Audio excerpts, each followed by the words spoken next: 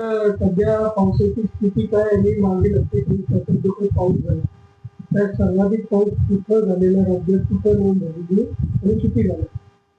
Okay, आज येणाऱ्या 24 तासांसाठीचा अंदाज असा आहे की पुण्याचे जे घाटमाथे आहे त्यासाठी रेड अलर्ट आहे. त्याचबरोबर नाशिक नंतर साताऱ्याचे घाटमाथे यासाठी रेड अलर्ट आहे आणि कोकण किनारपट्टीला ऑरेंज अलर्ट आहे.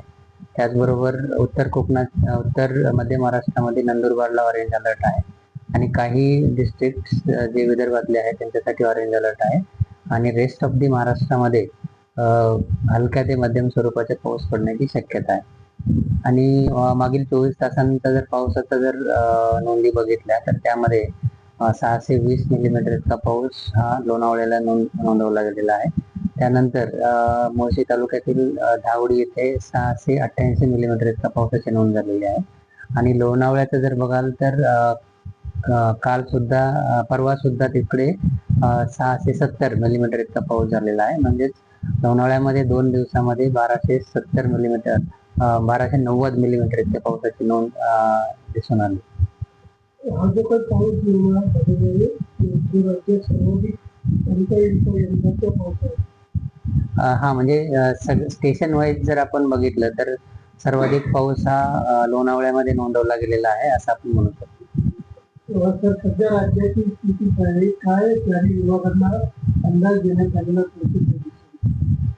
जसं मी सांगितलं की मध्य महाराष्ट्रामध्ये जर बघितलं तर आजच्यासाठी उत्तर मध्य महाराष्ट्रातील धुळे नंदुरबार इकडे पावसाचे चान्सेस आहेत. त्यामुळे नंदुरबारला ऑरेंज आहे आणि धुळ्यासाठी येलो अलर्ट आहे. कोकण किनारपट्टीतल्या काही ठिकाणी रेड आहे आणि इतर ठिकाणी ऑरेंज अलर्ट आहे.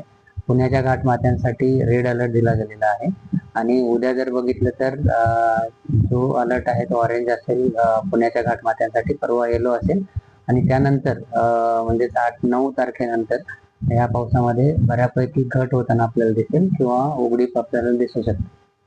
शेतकऱ्यांना काय आव्हान? पावसाच्या ज्या नोंदी झालेल्या आहेत त्यानुसार ज्या ठिकाणी जास्त पाऊस झाला त्यानुसार शेतकरी आपले डिसिजन घेऊ शकतात. त्याचबरोबर आपलं महाराष्ट्र शासनाच्या कृषी विभागाकडनं ज्या काही दिशानिर्देश येत आहेत त्याकडे लक्ष देणं गरजेचं आहे. त्याचबरोबर भारतीय हवामान विभागाचा मेघदूत नावाचा ऍप आहे, त्यावर सुद्धा तुम्हाला शेतीविषयक सल्ला आणि माहिती मिळू शकते.